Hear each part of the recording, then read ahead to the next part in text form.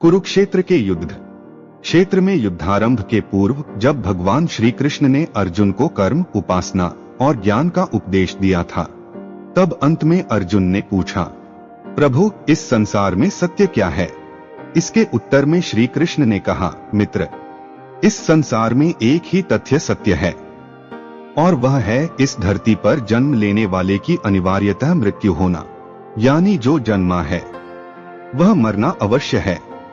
जातस्य ही ध्रुवो मृत्यु, इसमें पशु, पक्षी, कीट, पतंग, अनुरक्त और विरक्त का किसी प्रकार का कोई भेद नहीं है।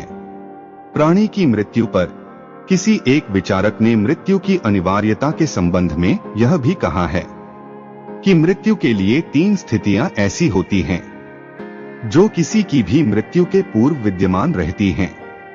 उन स्थितियों में से एक है प्रत्येक प्राणी की मृत्यु के स्थान का पूर्ण निश्चित होना। दूसरी स्थिति है प्रत्येक मरणशील प्राणी के मृत्यु का पूर्व से ही समय निश्चित होना।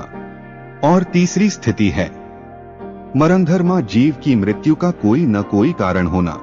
किसी भी प्राणी की मृत्यु के पूर्व इन तीनों स्थितियों का होना जहां अपरिहार्य है, वहीं इन तीनों स्थितियों पर मरने वाले जीव का कोई वश नहीं है।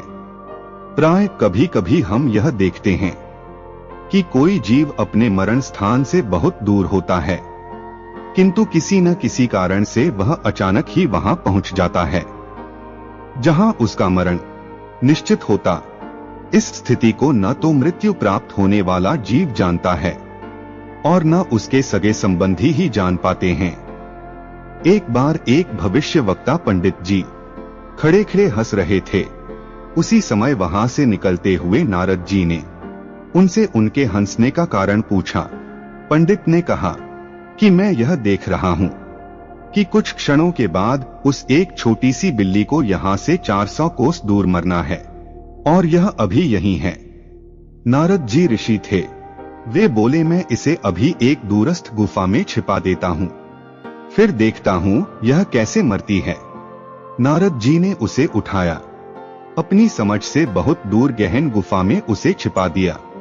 वहीं पर पहले से एक शिकारी कुत्ता बैठा था जो बिल्ली को मार कर खा गया। यही स्थिति समय और मरण के कारण की भी होती है।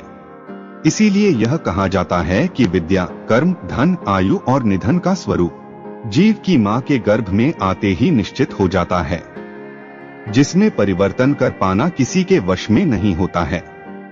इसलिए यही सिद्धांत है कि मनुष्य को अपना कर्म करते हुए निश्चिंत मन से जीवन जीना चाहिए।